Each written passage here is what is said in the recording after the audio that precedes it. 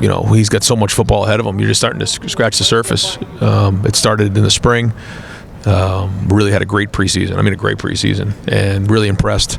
And now you're starting to see it on the field. So, we'll continue to try to build his reps up. And I think it's like some of the guys in the past who have been exceptional freshmen for us.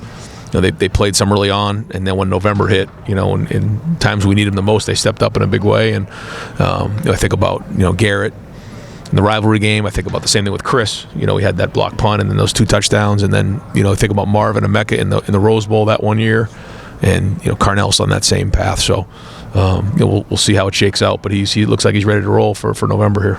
Tim May on 3, Letterman Row. Yeah, Brad, you go into a game with in your mind, Marvin has to have so many touches, so many catches, and then number 2, what is too many for a wide receiver? Is there such a thing?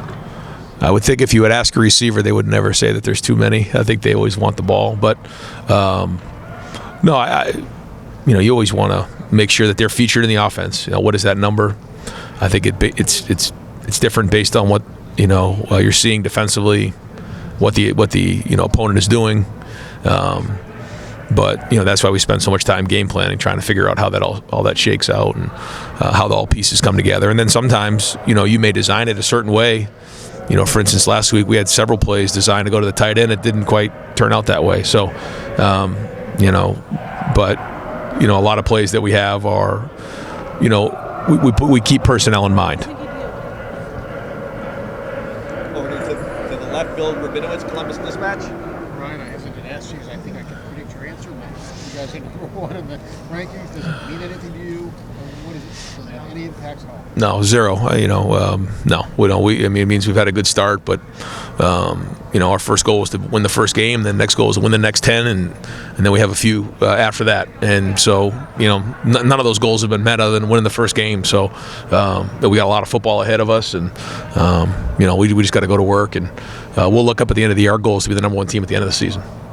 Right behind him, Andy Baxter from Letterman Row. Ryan, I don't know if this is something you think about with Jaden Fielding. I know you want to score touchdowns all the time. Yep. Is there a point in the season where you do have to test his leg in game? No, we test him every day in practice. Just tested him out there, and I guess it's in the 40s, and he had enough leg for a 56-yarder.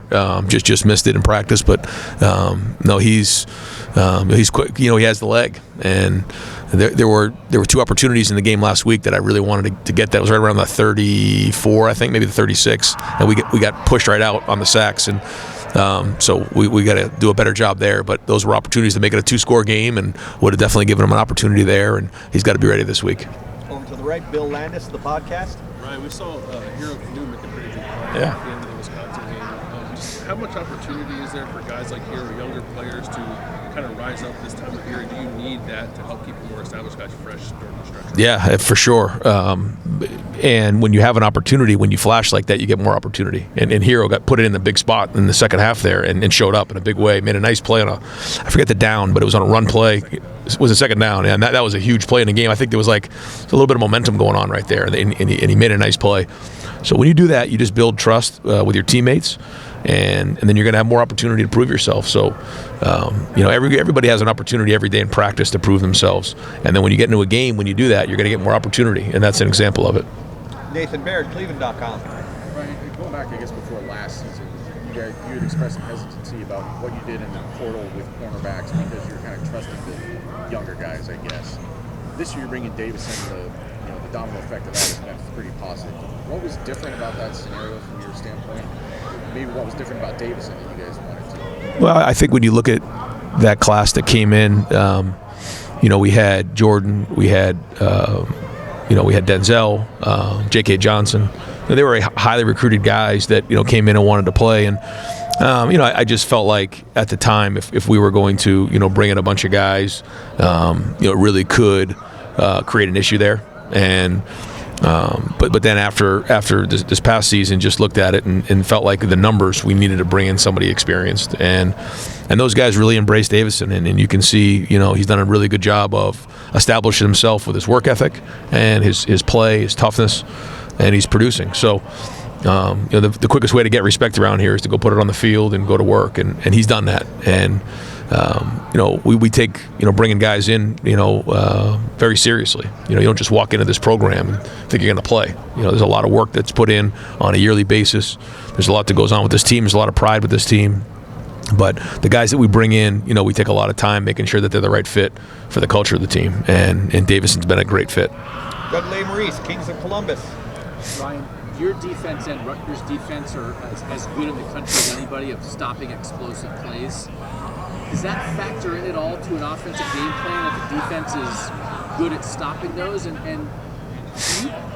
do explosive plays happen because you plan for them, or do they just happen by accident sometimes? A little bit of both. Yeah, explosive plays, when you think about it on the defensive end, it usually means, there's been, a breakdown in coverage or maybe a missed tackle.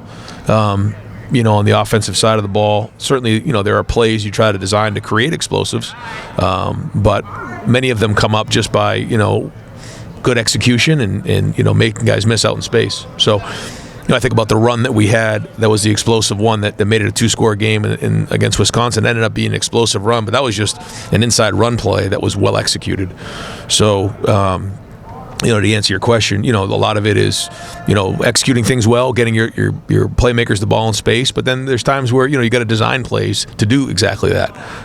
And certainly part of that is, pushing the ball down the field in the run game and getting the ball in the perimeter or in the pass game, and then getting the ball in the perimeter of the run game.